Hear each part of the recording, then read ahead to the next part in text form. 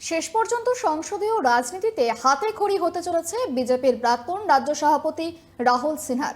বৃহস্পতিবার বিধানসভায় গিয়ে বিজেপির যে একটি রাজ্যসভার আসন রয়েছে তাতে মনোনয়ন জমা দেন তিনি। তবে মনোনয়ন সম্পর্কিত নথি দেরিতে আসায় সব শেষে মনোনয়ন দেন রাহুল।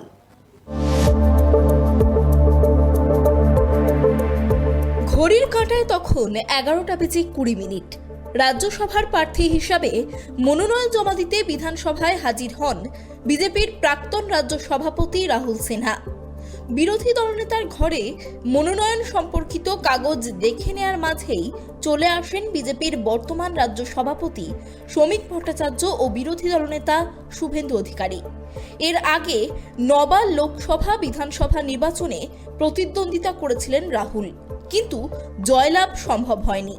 তবে এবার রাজ্যসভায় জয় নিশ্চিত, কিন্তু সময় এগোতে থাকলেও মনোনয়ন দিতে সংশ্লিষ্ট কর্তৃপক্ষের কাছে আসতে বিলম্ব হয়। শোনা যায় মনোনয়ন সম্পর্কিত কিছু নথি এখনো তৈরি হয়নি।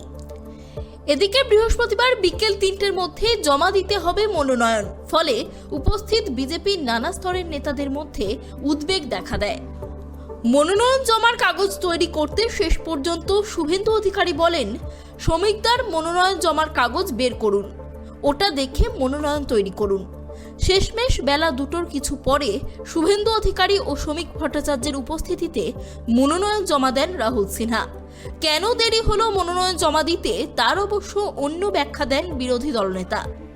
কালকে আমাদের প্রার্থী ঘোষণা হয়েছে পরশুদিন, 3-4 বন্ধ ছিল। স্বাভাবিকভাবে হলফনামার সঙ্গে যে পেপারস লাগে সেটা আজকে, যেমন ধরুন ভোটার লিস্টে সার্টিফাইড কপি, এটা আস্তে আস্তে 12:30 একটা হয়েছে। 10টায় প্রেয়ার করেছেন তো, তারপরে অন্যান্য যে রিলেভেন্ট পেপারস রয়েছে সব পেপারস আসতে প্রায় 1:45 2টো হয়ে গেছে। তারপরে উনি সই করেছেন। যেহেতু 3টে অবধি সময় ছিল, আমরা সেই মতো করেছি। একটাই ওয়ার্কিং ডে আজকে পাওয়া গেছিল। 3 এবং 4 দুদিন পশ্চিমবঙ্গে ছুটি ছিল, ভারতবর্ষে ছুটি একদিন ছিল, 4 তারিখ। তাই অন্যান্য রাজ্যে অন্য দলের প্রার্থীরা 3 তারিখে কাগজ রেডি করতে পেরেছে, আর আমাদের 3 তারিখেও সুযোগ ছিল না, 4 তারিখেও সুযোগ ছিল না সেইটুকু। কিন্তু তার জন্য কারোর অসুবিধা হয়েছে বলে আমার তো মনে হচ্ছে না। এই রাজ্য থেকে ভারতীয় জনতা পার্টির সাংসদ হিসাবে সংসদে যেতে পেরে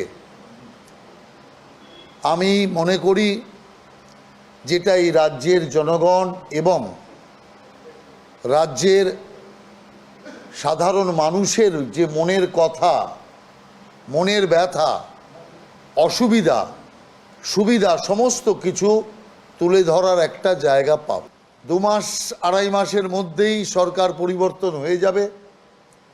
স্বাভাবিকভাবেই নতুন সরকার আসবে, বিজেপি সরকার, আর মানুষের কষ্ট এমনিতেই লাঘব হয়ে যাবে। শুক্রবার স্ক্রুটিনি রয়েছে মনোনয়নের। যেহেতু কোনো আসনেই প্রতিদ্বন্দ্বিতা হচ্ছে না, তাই রাহুল সিনহার সংসদীয় জীবন শুরু হওয়া এখন স্রেফ সময়ের অপেক্ষা। ক্যামেরায় সূর্য শঙ্কর অধিকারীর সঙ্গে ত্রয়ন চক্রবর্তীর রিপোর্ট, কেটিভি বাংলা।